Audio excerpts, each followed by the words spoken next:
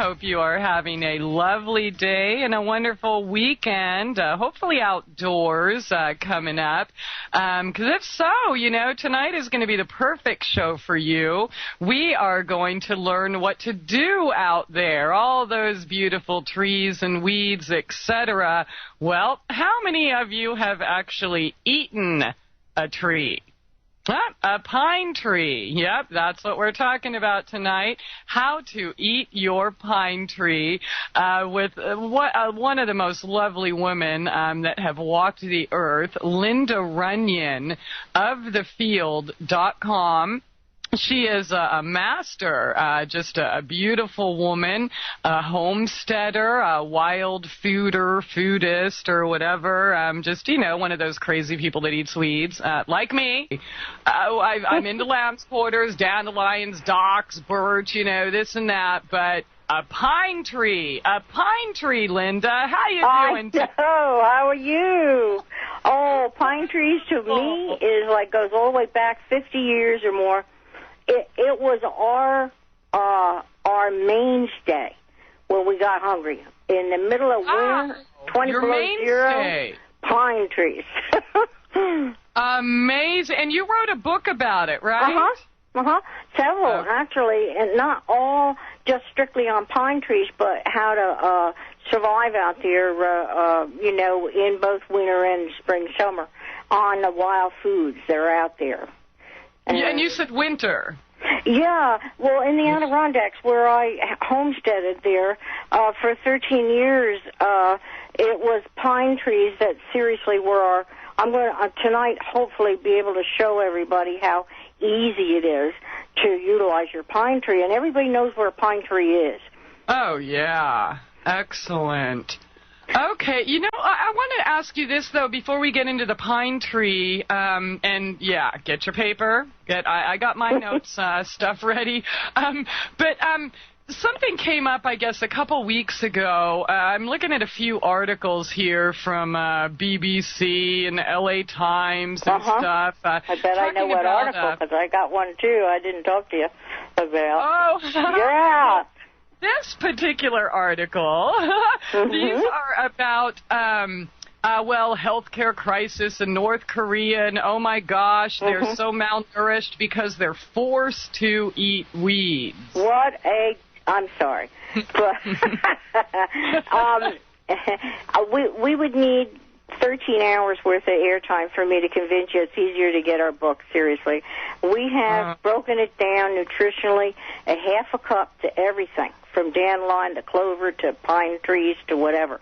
And when you see it in black and white USDA equivalents, there's no way in heck that you can't see it's 4, 5, up to 10 times more than normal food. Wild food in nutrition. They're better off eating, quote, weeds. Seriously, and it's free. You can eat all, I wouldn't say all you want. I mean, there's a lot of little rules. You don't want to go more than a half cup because you don't want to get any cleansing real quick. You got to go slow when you start out. Yeah. Or your tummy will remind you. If you eat way too much. I mean, I've seen men eat 4 and 5 quarts of my stuff, and they do it because it's so good, But then would you eat 4 or 5 Thanksgiving dinners all at once? Because that's what, like, cattails, for instance, equal. They'll equal the entire, 30 grams of carbohydrates for just, maybe 4 or 5 cattail heads. And so if you have that much carbohydrate, you've just eaten like 16 potatoes if you're going to eat, a quart of them. So there's some rules connected with it, So you don't need to eat as much as we do when we're eating all this other garbage that has no nutrition. Yep. I mean, it goes all the way back to King Solomon, who said, "Don't eat the gluttony foods," and of course, it's the same problem today. And, of course. I mean, I like my macaroni and cheese too. It's okay. I mean, I do. Just make it but homemade. That's the gluttony food they're talking about. Yeah. Oh, goodness. So, I mean, I saw those articles, and I'm just like, whatever, dude. I mean, what are they trying to get us to do now? Send more money to some big organization that they can pocket and then drop them some GMO rice? Well, did you? I thought maybe you had the article Into the Woods in Time magazine just this recently, 2 weeks ago. 2 weeks ago, Time magazine put one out called Into the Woods, yeah, about prehistoric foraging, the latest obsession in, what's it, H-A-U-T-E, Hoot? I don't know how you say that. Hoot cuisine. And they have an underground market where you can go buy forage foods now. And you can trade. You can bring in your forage foods and get credit for eating other things that they have. And buying other things that they have. It's incredible. I never thought I would live to see this. 70 vendors, 2,000 customers a day. It's just awesome. And, yeah. And, of course, we all know that, generally speaking, California's ahead of us. But as far as back east here, I'm still trying to tell people they can eat pansies and dandelions, you know. And it's, you know, California was always even selling pansies long before I moved back east here and started teaching it. But this article here is telling you, gee, here's a lady here who tapped her maple tree near her Brooklyn apartment, which upset her neighbors because they thought that she was hurting the maple tree. And, of course, my gosh. Yeah, you're not hurting the maple tree to tap it. It's no different than taking a branch off. That's much more harmful, one branch coming off a tree, than putting a 3-inch spile in. I mean, we did that for years. So it's pretty much old news. Once we start doing these kind of things, it's kind of funny because it's just doing what we used to do years and years and years ago. What our ancestors did. That is wonderful. How funny. You know, on one hand, they're saying, oh, my gosh, the weeds are going to kill you. And then on the other hand... No, we tried to kill them. Which is 400 years now. True. It's just absolute garbage. And for those of you who doubt, you know what? Go to ofthefield.com and get the Essential Wild Food Survival Guide, okay? You're not only going to get descriptions and how-tos, tons of, I mean, I don't even know the number, how many herbs, weeds are in here, but also the nutritional content, the listings, and I'm telling you, you put amaranth next to, say, zucchini. Or spinach, or any of them. Any one of them. There's 5 times and more. I like zucchini, or anything homegrown, you know, great, beautiful, yes, okay, but, I mean, come on. Why don't you stack up some lamb's quarters next to your, you know, whatever your food that you're getting from the grocery store? I mean, there's probably more nutrition in, a half a cup of lamb's quarters than most people get in their entire day, or maybe even a week? I understand they sell it now, Christy. They sell it in... They tell me they sell it in Wegmans markets. Lamb's quarters now is sold like bunches of dandelions, which I've seen many times in markets. Oh, wow. Yeah, they're growing it to sell it. It's a weed. I mean, quote, unquote, it's something we were told not to eat from the time we were little. And that now we're reversing back because it's the old ways, you know, can sometimes be the best ways. Absolutely. Well, they've only sustained life for I don't really want to. 30,000 years or something like that.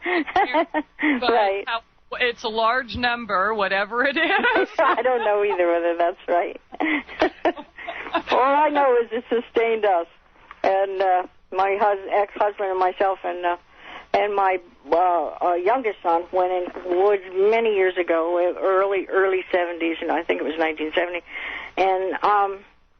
Anyway, after 13 years of eating wild food, I never had so much energy, and, of course, I was in the best shape I could ever possibly be for the 30s. Even now, Linda, I mean, okay, I know we're never supposed to ask a lady her age. Oh, well.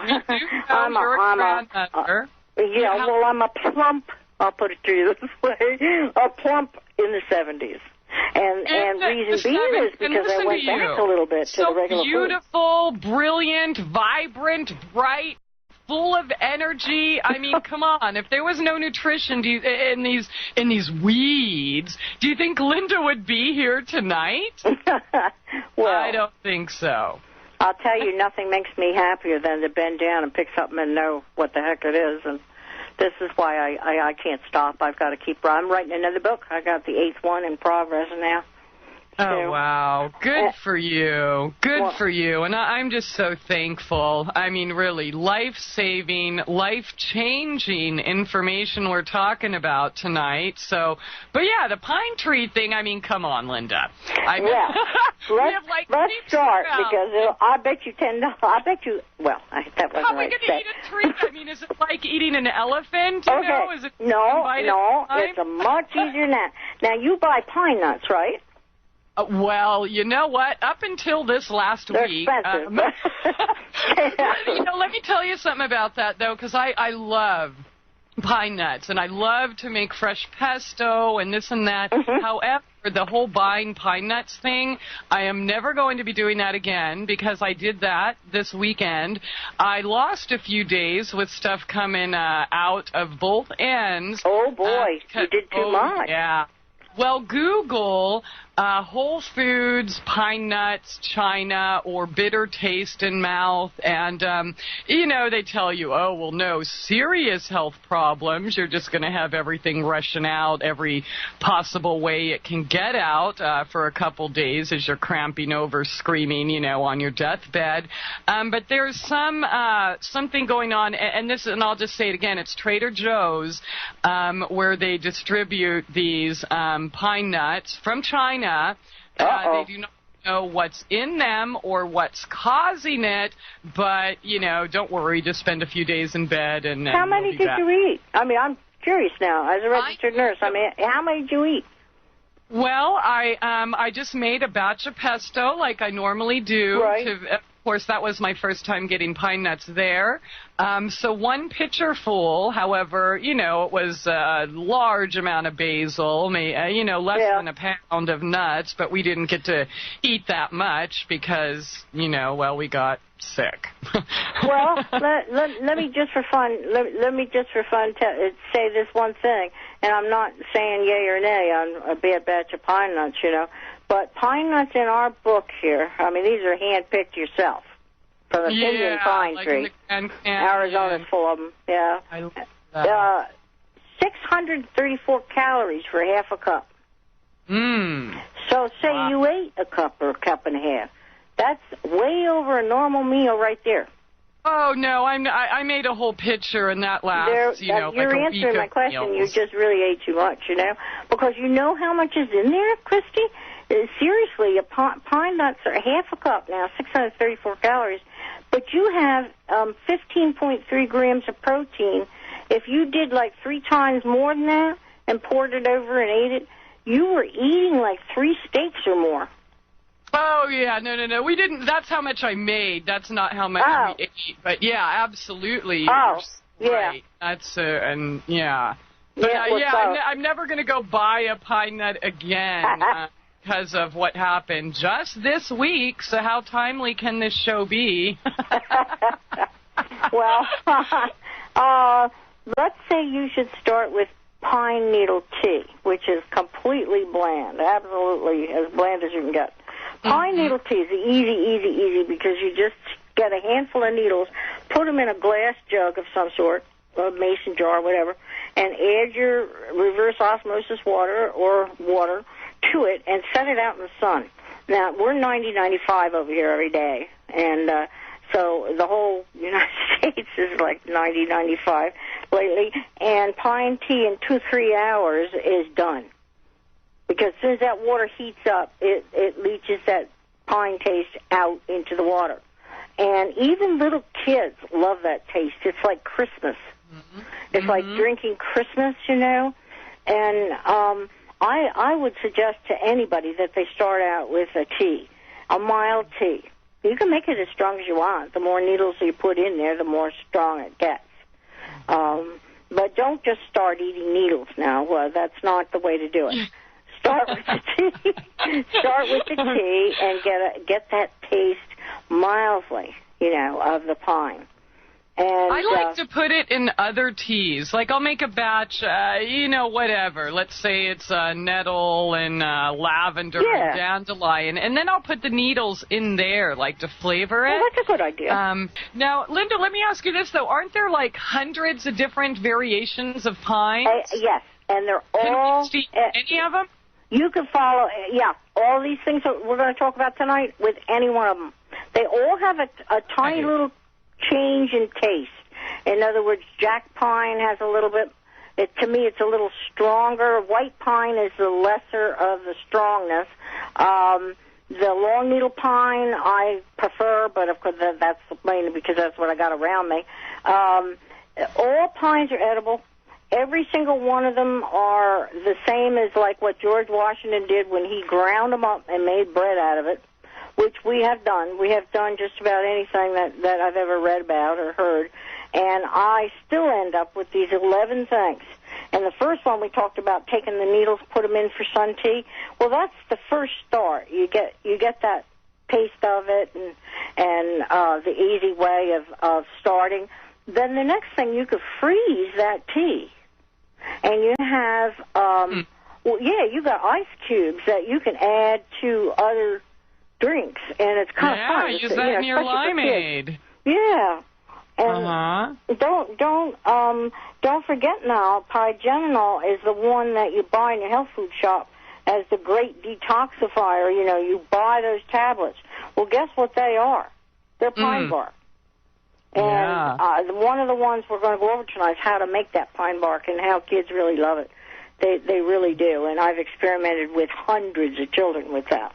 So, I taught kids 80 of them a summer, and that was the most fun. They would take a pine branch from me, okay? First thing we did was make tea. Okay, that's simple enough. You take the needles off. You don't have to trim them if you don't want. I tell some of my elderly friends, cut them up with scissors if you want to get the taste faster, because then the sun leaches it out quicker, the smaller the pieces, And, start that way. Then make yourself some ice cubes. And that's the second thing that you want to try.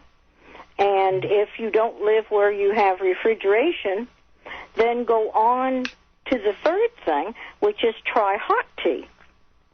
And the hot tea, to me, I can make it a lot stronger than I can the sun tea.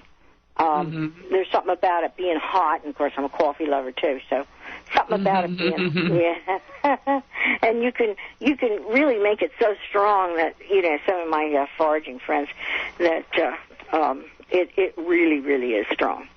And in the spring, Christy, the ends of all the pine branches, any kind at all, have little catkins on them, they call them. They're the little tips of the twigs that the needles will grow from those little cone-like looking tips in the spring. Well, we go after them, boy, like they're gold.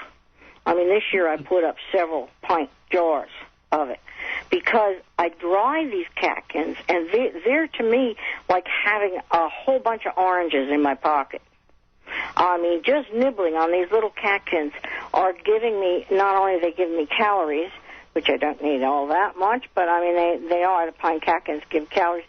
But in our book, there, our research, 5,652 units of beta-carotene. Wow. In the pine needles alone. Can you imagine what the catkins are? We didn't research them. We took the needles, and 39.9 grams of carbohydrate. Good heavens, a baked potato run you about 28. This is bigger than a baked potato in carbs. So, and with all that, this is the tea now. But does it taste like a potato? No. No, well. And then you fry it up and make it nice and greasy, and we could. I mean, well, it all kidding aside, when we tried to make bread out of it, what we did was pulp it and put onions in with it and olive oil and fried it. Of course, we worked over campfire, And we fried these little green cookies, we called them, and my son recollects very much how he says he kept going all day on the green cookies. So, wow. Yeah. wait to learn how to make those. Well, I think you ought to go slow with what you're doing from what you tell me. Your system doesn't need anything that strong. Maybe the tea start out with. And yeah, I mean, I don't want to have to worry about you. The sap is 1, 2, 3, 4, 5. I'm going down my list that you would get in the mail if you mail for this. The sap is another way. And the sap, oh, my goodness gracious, every morning of my life I'm out there with that. Every morning of my life here, there's a pine tree that they took the lower branches off of. They trimmed them off. Well, those areas that they trimmed off, they bleed sap, these pine, they're long needle pine.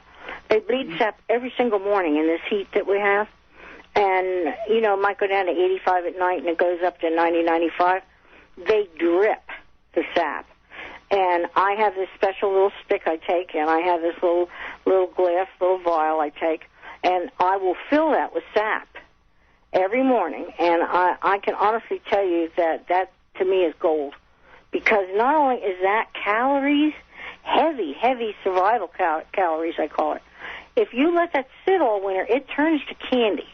It literally crystallizes, like it does on the tree, and it gets white, like, you know. Mm-hmm. That, I've served the kids the crystallized candy, have them eat some pine sap, just a little bit, and try it, see if they like it. And their faces light up like you wouldn't believe. It is not bitter at all to them. There's no turpentine taste at all to them. When it crystallizes into its little candy, it is a survival food. I mean, it's something that you can have for 20 years in your survival. So how do you collect it? You're saying you collect it, all you do is take a little tiny little stick and poke that blister, and it'll lift right off from where it comes out. You don't have to do anything except have a little vial and a little favorite stick is what I use. I have a little, you know, I sharpen the end of it so that it's you know, just a twig. And I just poke these little sap things and keep putting them in the vial until I get a half teaspoon. And what I got when I do this, that sap is so high in calories and beta-carotene, it's just unbelievable. I mean, I'm not kidding you. And if you do start, you know, you guys that are tough and rough out there, if you start poking it and eating it, remember you want to put it back on your tongue away from your teeth. And you know why? Because it'll coat your teeth. Literally, it'll be like glue. Because here's number 5. It is glue. It is pine glue we have sealed boo-boos with for centuries. I mean, my kids were raised with taking pine sap and sealing small cuts. It works beautifully. Mm-hmm. And okay. So it's very, very sticky, so I don't like to get it on my teeth unless I want to taste that for the next, 2-3 hours. What I do is put it back on my tongue. Yeah. Now, okay, when you collect the pine sap for your candy, do you, is it literally just the sap? Do you mix it with something? No, you add nothing whatsoever. It will crystallize. And it can be cut up. It can rattle in your vial within probably 2 weeks in this heat, The ones I did a couple months ago were already candy. They're already crystallized. And what I do is break it up, take a paring knife at a little sharp point, and I break it up into little hunks and have a glass jar rattling around, and I pass it around, and the kids all take it. And they just can't believe they're eating sap out of a tree. This is how George Washington kept his men alive, by seriously with the pine tree, because that bark and the sap and the needles represent such a high count of beta-carotene and calories. Okay, let me ask you, someone in the text chat asked about the pine sap. Do you eat it raw or do you cook it with something? No, I eat it raw. Always raw? Yep. And I put it, as I say... And let me ask you this, like pine needles we know have 3 times or more vitamin C than oranges. Oh, yeah. Is the rest of the tree just as high in vitamin C as well? The sap is even higher. The sap's probably the highest content. Mm-hmm. The sap is probably equal to those nuts that you ate, which is so much of those nuts. They're so high in everything that it's like too much for your system to to absorb, you know. Mm-hmm. As candy, you could eat 1/4 inch without a problem. And it's just sap, crystallized sap. Okay. Okay. What about pine tree sap and chocolate? That sounds like a good combination. You know, I could come up with something like that and have to send it to you for Christmas. I have to come up with I'd love it. I got some strange things, but I imagine that would be wonderful. Or something. I should use carob. That's better for me. But use chocolate's carob too. So good. We used to pick it up off the ground. Those carob trees out in Arizona drop tons of carobs, bushels of carob beans. Yeah, we just put them right straight through the Vitamixer and made powder out of them, made carob out of them. And in just a few minutes we had like a year's supply of those. Yeah. Okay. I want to get back to the book because I know how long it takes to go over this one sheet in my hand, but I'll send it to you, and then you do what you want with it, you know. The bark itself, I teach the kids to look at the end of the branch, not the beginning, not where it's against the tree, because that's been there a long time, and you know, dirt and stuff gets in there, so ignore it, you know. Yeah. I get to the end twigs. And that's where I teach them how to make their popsicle sticks and make what I call their bark chews. You just tell them to take a what do you call it, butter knife. It's safe enough to give to your child, no matter how young or old they are, a butter knife, and it's so succulent, the ends of the twigs, that you can shave off a section of bark without a problem. It'll actually like curl off the twig.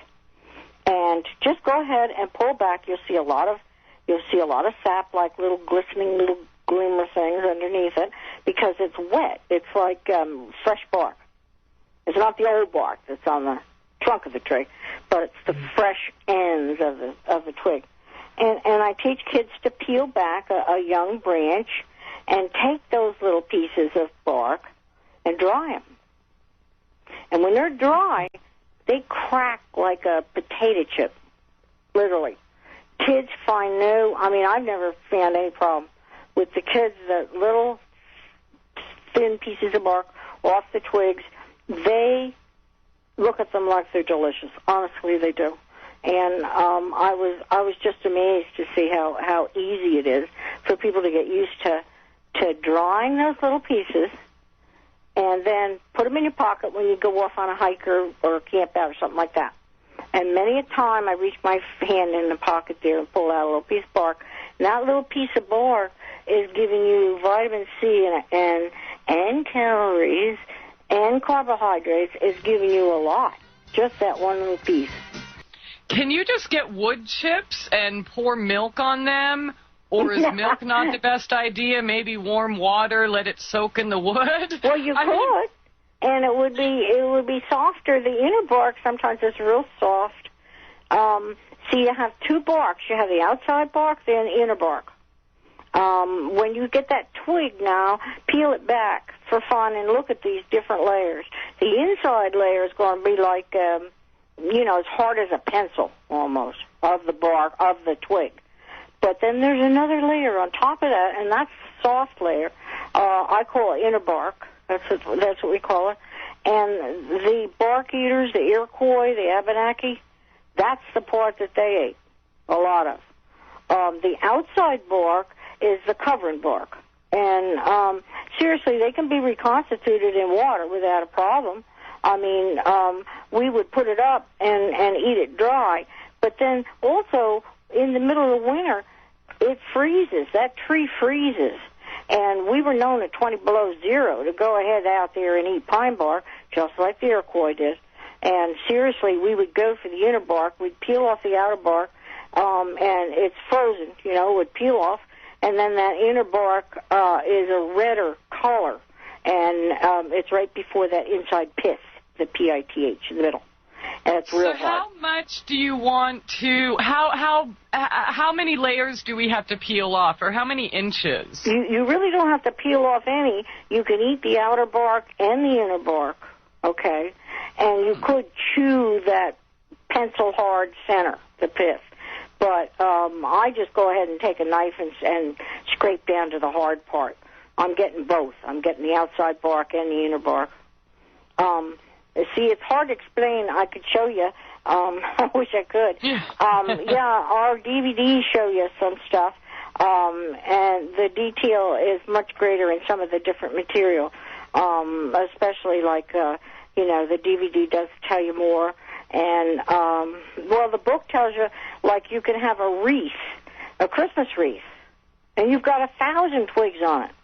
Mm-hmm. And they're all crispy. They can all be broken off. Every one of them can be chewed like you chew a toothpick, only it's larger. Huh. Well, you're getting both the inner and the outer bark. You're getting both. When you do that, you just, the kids like to just chew on the tips, and I found out they like to do that. And I would teach them take their Christmas wreath, their pine wreath, and get a sheet. And when it's completely dry, kids love to take all the needles off and break off all those little twigs. And if they bother to separate them, we used to have a glass jar full of twigs, and I'm very serious, and we had a glass jar full of needles.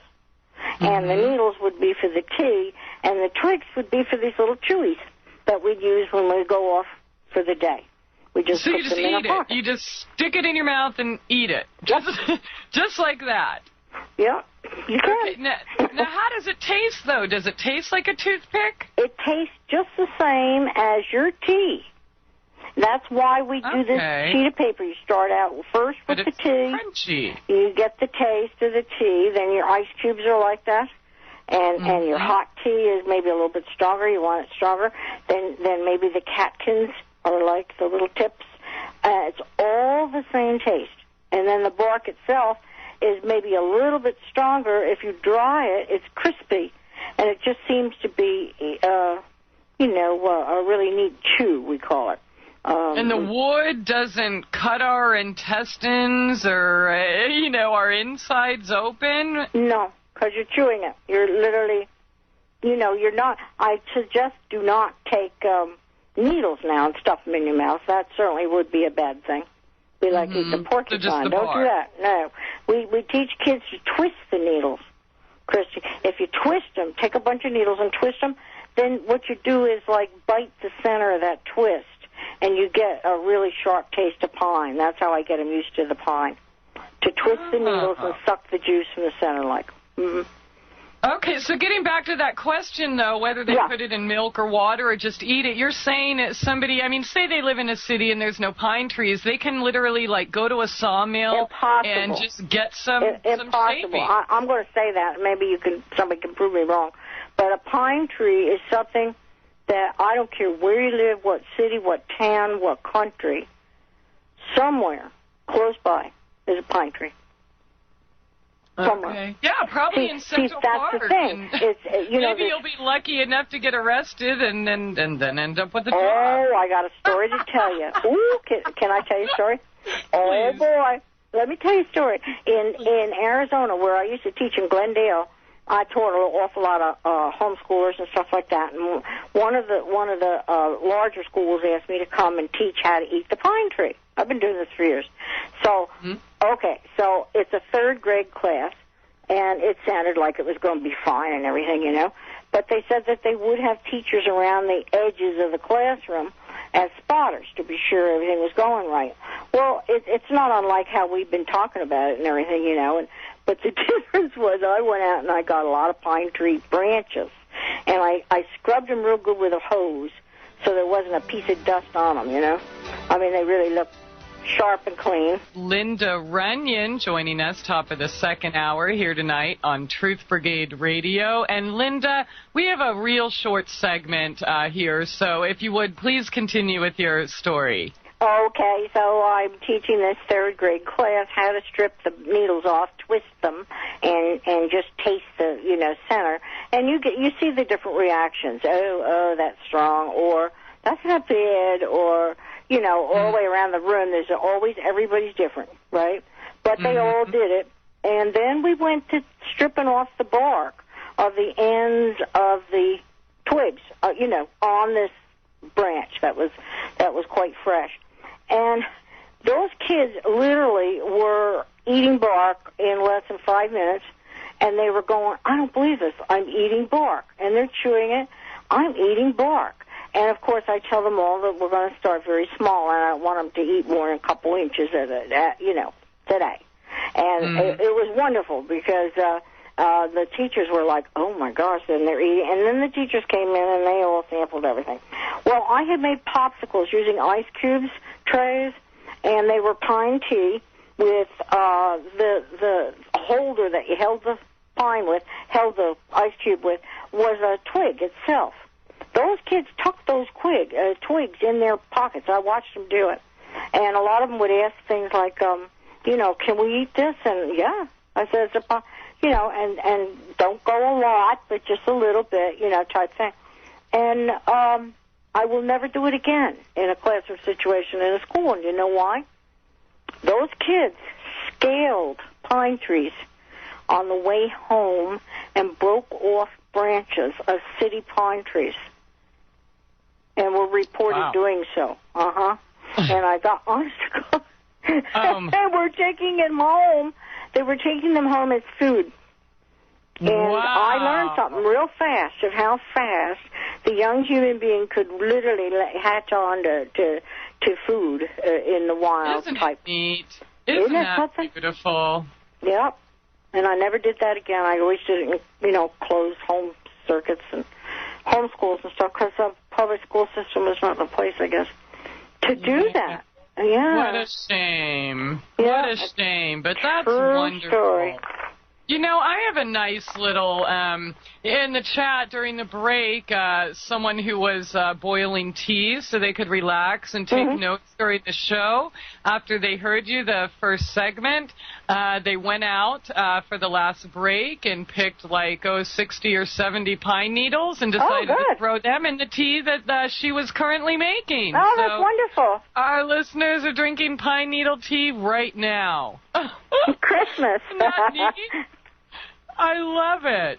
Well, now, how about your wreath at Christmas time?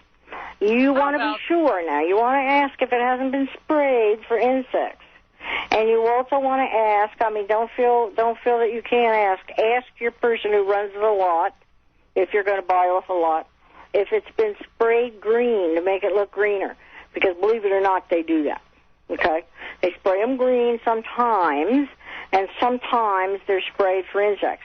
But insects don't bother pine trees at all. So generally, they're not, always sprayed for insects or anything. And so when I teach kids to take a wreath, a Christmas wreath, wait until it's dry. But if they feel like they want to do this before it dries, the wreath, take it out, hose it down, and then bring it into your home. Shake it off real good and bring it into your home. We've been known to throw them in the sink overnight so all the water drips out, and then we go ahead and hang it on our mantle or whatever. Then when that is ready and dry, which you will, it'll dry and the needles start falling, then put the sheet underneath. And the kids have more fun taking the needles off and the little twigs, and then you can have fun putting it up. But there's one rule you got to remember.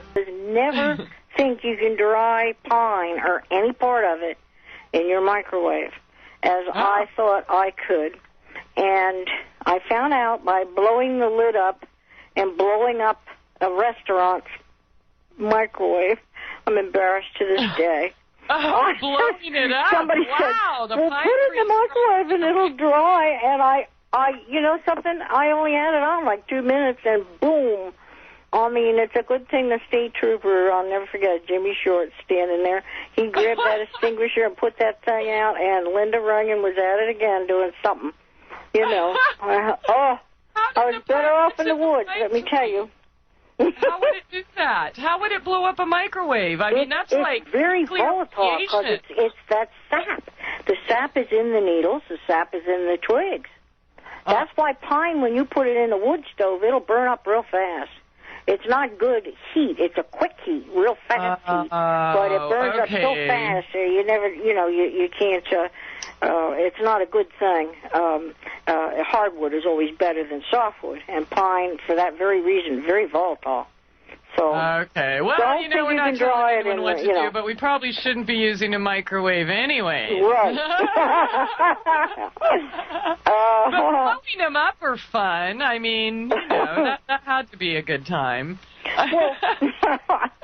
Well, I sure was embarrassed at that. That I was always up to something, but it's a long story. We were making pine pillows for Lake George as a group of people because everybody up in Indian Lake area there was pretty much on welfare in the winter because the tourists are gone. The whole town was tourism, and I come up with the idea of saving our Christmas trees, and it's a long story, but it worked out real well. A lot of people, I believe, are still in business doing it, yeah. But all anyway, right, well, that's a very important rule. So no pine trees in the microwave, nope, boys and girls. No part of it. Too volatile. And your Christmas wreath, don't put that in there either. But your Christmas wreath, let it dry naturally. If you wanna run it underwater when you first get it, and then you feel that it's clean to you, shake it off real good, leave it overnight, and then hang it up. I can suggest that, but wait till it's real dry and it's starting to drop its needles. And don't forget, balsam is also a tree that you can eat, and balsam is eaten the same way as the pine tree. The balsam twigs, the little ends, the needles themselves, but they're short, and they have a different taste. They really do have a different taste than a pine. Both of them are edible. And your wreath can either be balsam or pine. But if you ask for pine wreath, which is the longer needles, then you have like hundreds of cups of tea. Let's go to pine popsicles. If you're familiar now with the ends of pine trees off on the branch, the very end, the kids can pick their favorite popsicle stick. And believe me, they get the most whoopty pine popsicle sticks you've ever seen. They are absolutely gorgeous. They're works of art. Have them break off the end that they like, and then strip all the needles off. And if they want, they can take a butter knife and strip off the bark. Or they can scrub it with a toothbrush and eat it, which they could do. And in all seriousness, that same stick I've seen kids use for an entire summer, and they fight over it because they want their stick, It's a very good way to teach kids that the tree is edible, and it's a good feeling to know that the whole city could exist off that one tree that you have in the park or wherever. Wow. Yeah. Now, are there any recipes, though? Yes, ma'am. In our book, we got all sorts of them. Yeah. Oh, so we do cook it sometimes. You can. Yeah. Okay. Frankly, in Egypt, I was just talking to a man from Egypt not too long ago. They use all wild foods in veggie burger type things. Yeah, and it's the same kind of thing we were joking about in the beginning, where you would use it with a little bit of onion, a little bit of whatever, if you wanted that type of fried on both sides cookie type thing. But you can do that.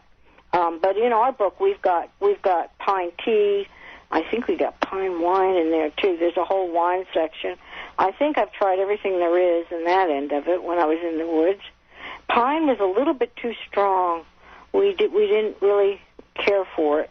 And birch twigs we tried too. They were too strong. I thought the wine was too strong, to be honest with you. But I did write it up, and because we did do that. But the tea is the thing. You can make it really strong, or you can make pine soup and add what you like, potatoes and things like that to it. What you're using as that base is just as prehistoric as you can get. I mean, that taste is all the way back in your genes there.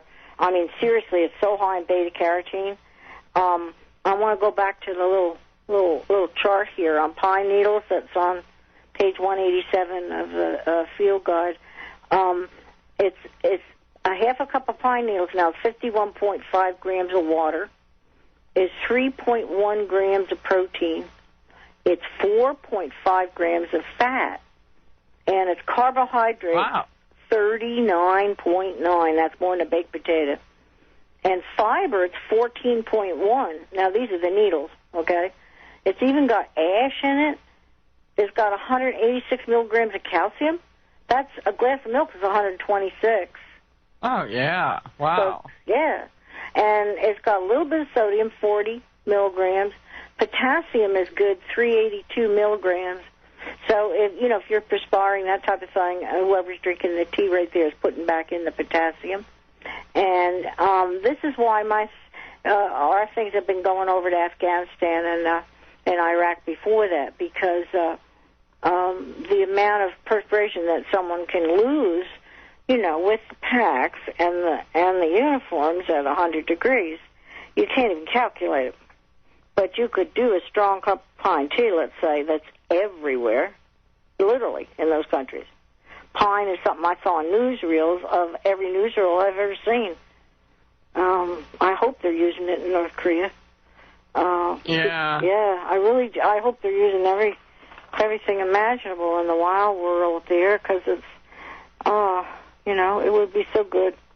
It's got riboflavin. It's got 900 of niacin, which is putting back in everything that you lost, in just a couple of days. Amazing. Wow, yeah. I can't believe that beta-carotene, though. That's insane.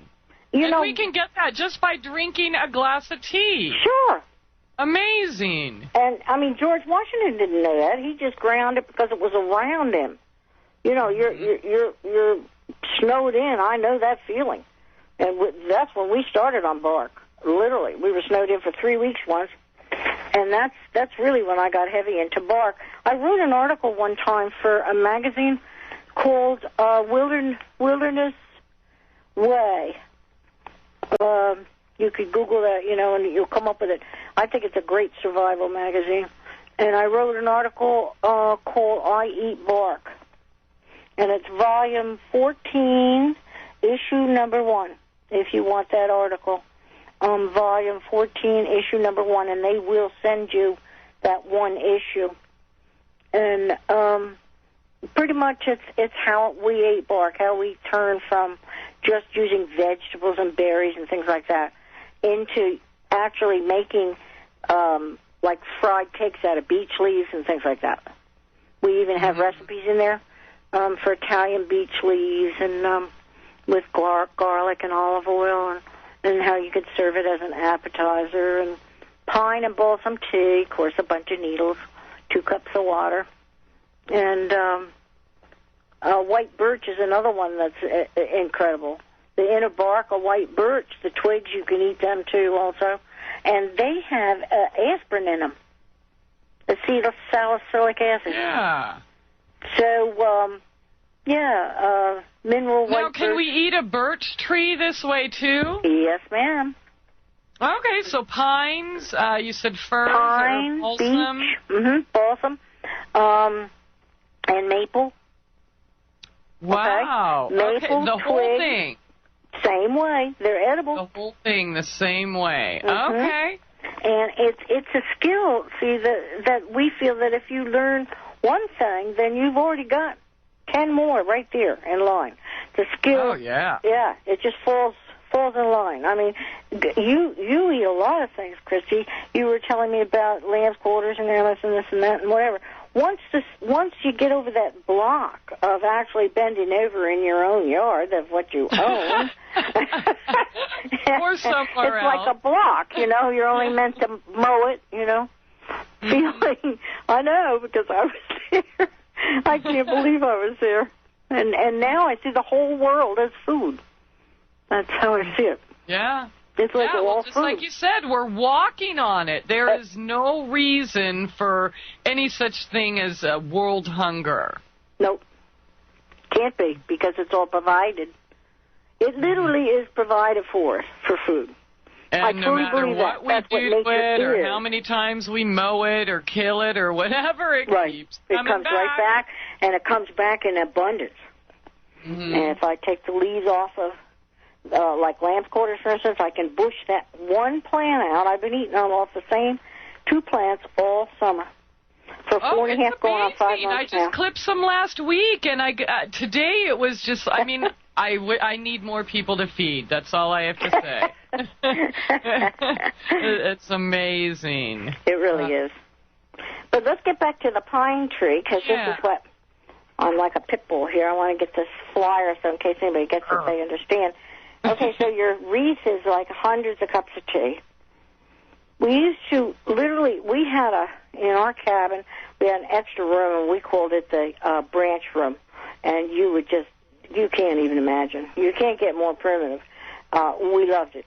We would have a branch of pine over a bar, a long cylindrical, like a in a closet that you hang things on. We'd have a bar, and we would hang those branches over that. And in the middle of winter, we could opt for what we wanted.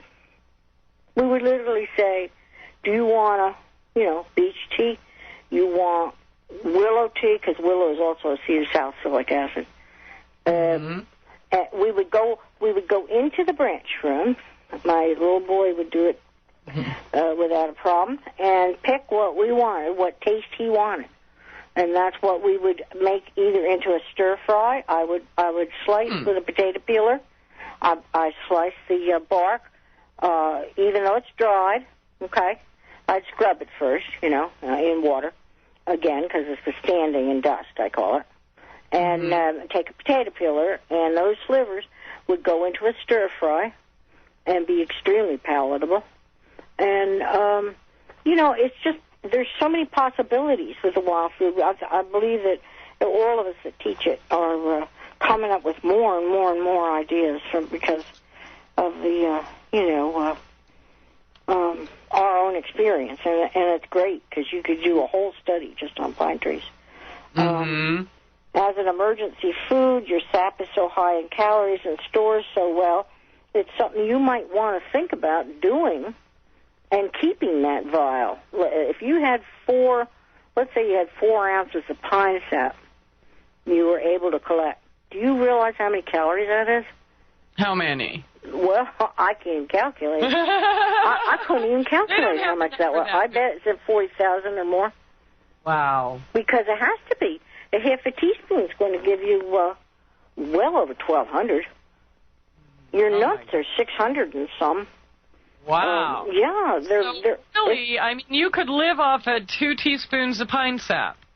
I don't want to make that statement because that's probably, okay. in a survival situation. I got 4 ounces of it in my closet, I can tell you. You can try this at home, but if you really want to, go ahead. I got my balsam wreath. I haven't had time this year to take it off.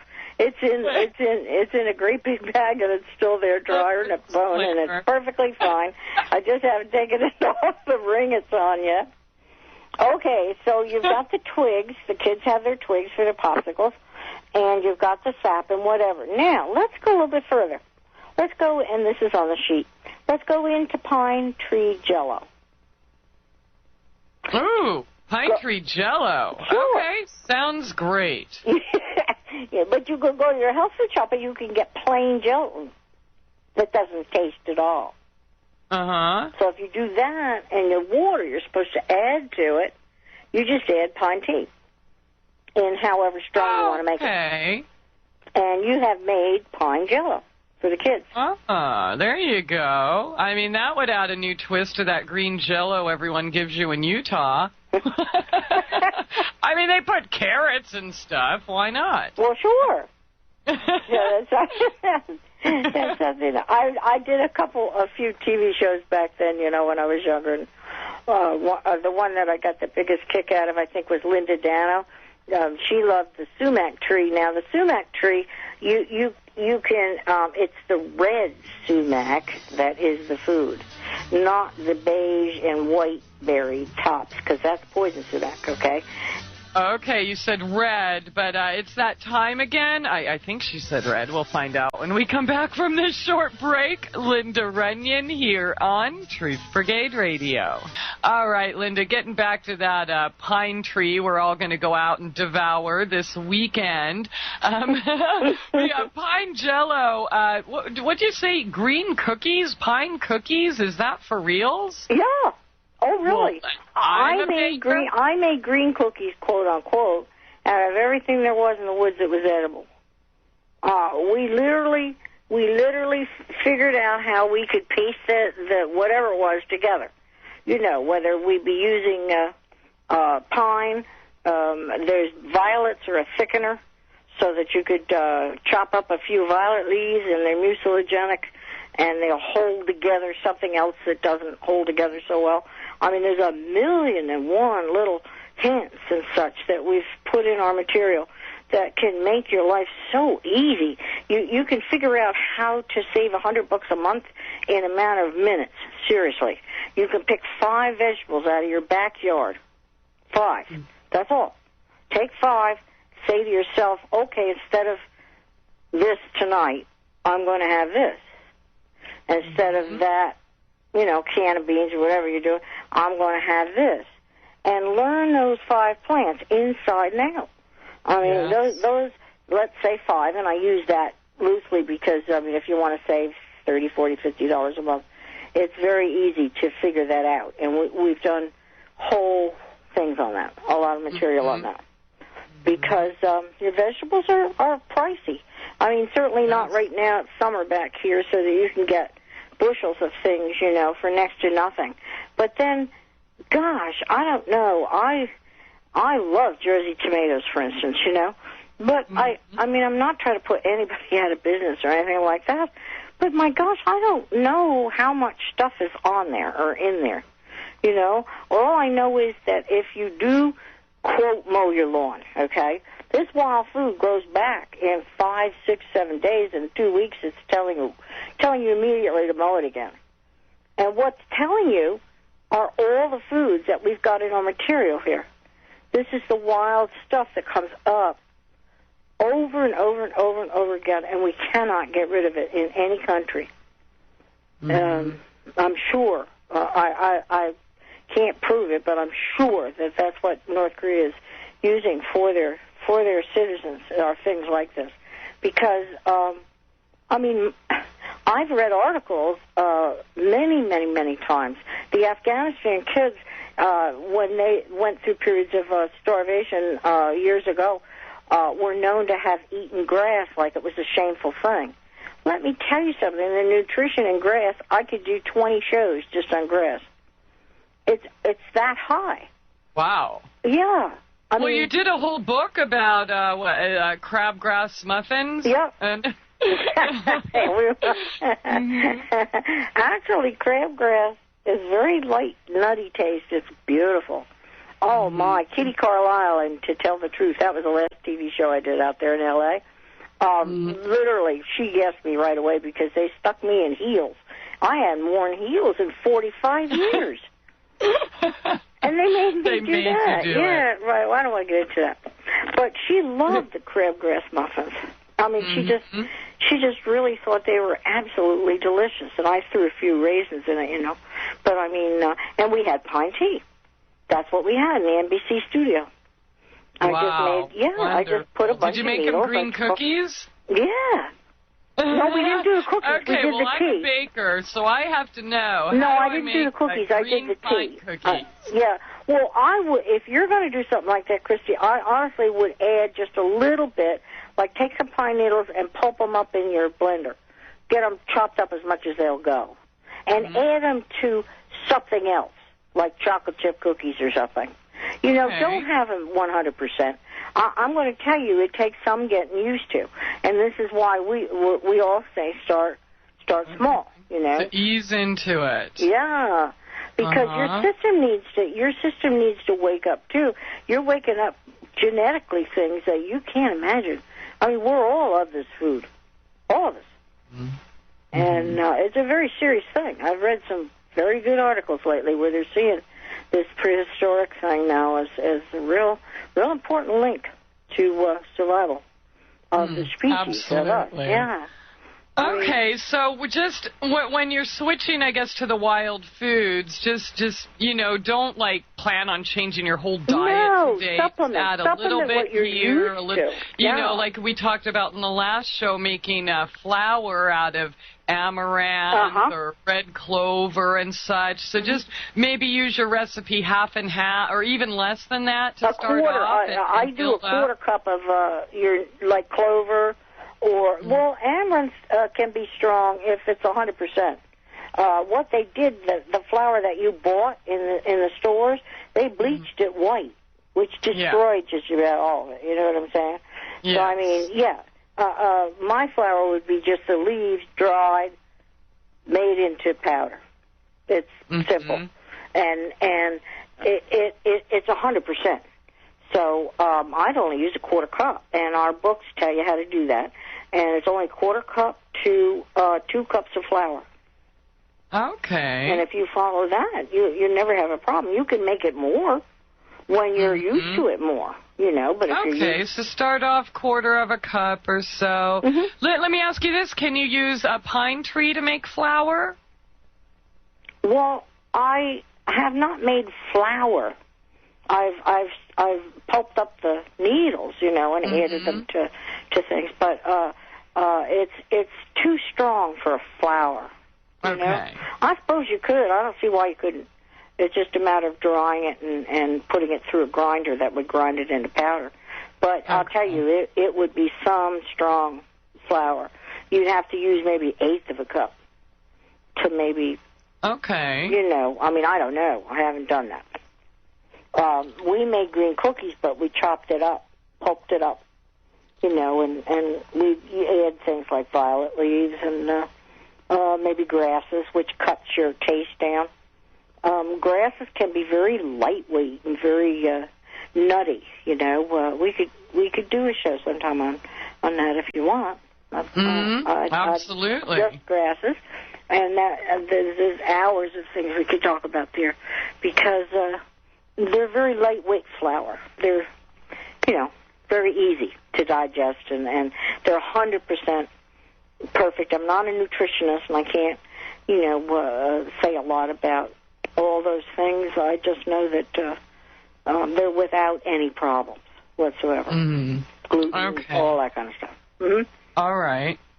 So the green cookies, then, they're not all pine. It would be a regular cookie recipe, but you would add pine to it. Yes. Okay, and what, some pine nuts or walnuts or what else would you add? Pine nuts are the highest in protein. We know that. They're let me see, I got that right here broken down. We did that in the book. The nuts themselves in protein are 15.3 grams. Yeah, so, wow, that's high. I mean, you know, hamburger run you around 8 to 10. Ew. Yeah. So, I mean, I eat every day. Not every day. You know, every other day. Maybe not even 1/8 of a cup. Just a little handful of pine nuts. That's enough for me. That and everything else I do. I just have them on the stove in a glass jar, and I just sort of like eat a bunch of them every couple of days or so. And they're that high in protein that it's worth doing that. They're also expensive to buy, so if you know anyone who owns a pinyon pine, it's an awful lot of fun to get those little nuts out from the pine cone. The pine cone itself is the only pine cone that has nuts, by the way, is the pinyon pine. And you can take a picker and pick those little nuts out. They have a bark on them. Those nuts have a coating on them. The ones you buy have been debarked. Okay. Okay, so, yeah. And the ones you would pick out of a cone is the same thing, but it's got a bark on it, a coating on it, you know, with a little bark. And some people roast them as they are. And then there's a way to debark them, and I'm not sure how to do that. I think it's done in some sort of I like just eating them up off the ground. Yeah, just the way you just eat them as they are. That's the point. Yeah. Gosh. Somebody just asked on the text chat, how do you harvest pine nuts? So, I mean, they're literally just in the cone. In the cone. The cone, every little part of that cone, it has a nut slipped in underneath it. So that one good-sized cone is going to give you a whole bunch of nuts. Mm-hmm. Yeah, like a handful or so. Yep. I get them by the bushel. Just get a bushel of cones and then go home. And when you're watching TV or whatever you're doing, you know, you just I took my mother's crochet hook. It was perfect for that. And just poked those nuts and poke them right out. Yeah, they pop right out.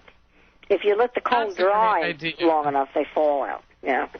Mm-hmm. And, you know, I toasted them in the oven just for a short period of time. There's books and material you could Google how to fix them. Some of our wild food people have gone to great lengths to make recipes for you how to do that. So I'm not sure just who at the moment, but I think Christopher Nurges has really good material there. He's out on the West Coast. Well, what else can we do with this pine tree? I mean, do we just, I guess next time we go camping, just bring a fork and a knife and... next time you go camping, bring a nice little enamel pot that you can put over a campfire. Okay, an enamel pot. So you got hot tea, you got cold tea. As far as the bark goes, you can just take a little penknife and trim some of those little twigs down and just let them either dry overnight and they're crispy the next day, or you can eat it just as it is. It's chewy. And just eat the twig, just like that, like beef jerky. Absolutely. Okay. And, of course, there are many other uses, but you can possibly, I tried it once, oh my gosh. The roots of pine trees are the strongest ropes you can imagine. And don't try it. I mean, we tried it. Oh my gosh. They literally years ago would, and the pioneers did this too. They would spade out a root of a pine tree. They continue the growth of it. It might go out 50 feet. Okay, and you could dig that up, and you could splice that thing in half and dry it and have the strongest rope you could pull a car with it without a problem. Really? Yep, I know guys who've done it. So. Wow. And that's another thing. You can make baskets. Oh, boy, some of the pine baskets I've made are beautiful. I mean, I just love them. And you're saying this is with the root? Yep. Mm-hmm. Wow. And does that hurt the plant? Does that hurt the tree? That's it for the pine tree. So I never do that unless I see one falling over. Oh, so that's the last thing. Yes, when it's falling over. Like, for instance, if someone's building nearby. Yeah, and they've ripped it up, and there you've got this big ball of roots in front of you, and look at all that food, you know. Well, you could just have a blast. You could spend days just cleaning that tree up. Mm-hmm. And that's enough food for many, many, many families. Ropes, baskets. The bark itself makes the most beautiful baskets. They're very supple. Okay, all types. Let me ask you this. Someone just asked if you can make Pinecone coffee. That's what, you mean Pinecone? The cone itself is too strong. I would tell people that you could stand a stick up in the coffee you'd make from a pine cone. Yeah, you got to be a hardcore survivalist to want to drink that. And why do that? Seriously, why do that? I mean, we lived all those years on the pine tree. Why make yourself uncomfortable at all, you know? I mean, when you can make a really strong cup of tea out of either the bark or the needles. Okay. So let me ask you this. What do we do with the pine cones besides I don't do anything with them since I've gagged people seriously with the soup. We used to make pine cone soup, and it was really too strong. I shouldn't have been doing it, you know. Sort of like all the nuts you ate the other day. Oh, gosh. Thank you, Christy, so much. Oh, dear.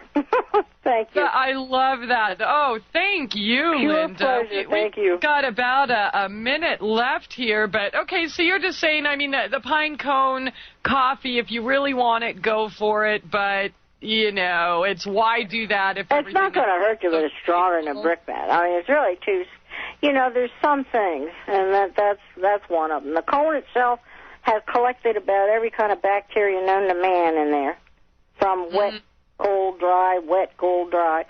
You know, and I myself just stay away from them now. So just at this throw them point. in the Why compost? do that when you have all that whole tree, your whole Christmas tree is edible? You'd have a year's supply of edible from the twigs to the bark to the needles. Why would you do the cone? Imagine that for Christmas. Save your tree. I mean, sure. For those who we did. We do. Yeah. Mm-hmm. Yep. Oh, wow. I bet your newsletter or your brochure on how to eat a pie. Ooh, what a wonderful Christmas gift. We're going to give your address to everyone, Linda. Thank you. Oh, thank you so much for joining us again tonight, Linda. Have a great weekend. Such a delight. You too. I just so appreciate your information, and I apologize if we didn't get to all of the questions on the text chat, but you know where to contact Linda. ofthefield.com. Have a lovely weekend, everyone. Thank you all for being here tonight. Abundant blessings and love to all. We will see you next week here, same time, same place, Truth Brigade Radio.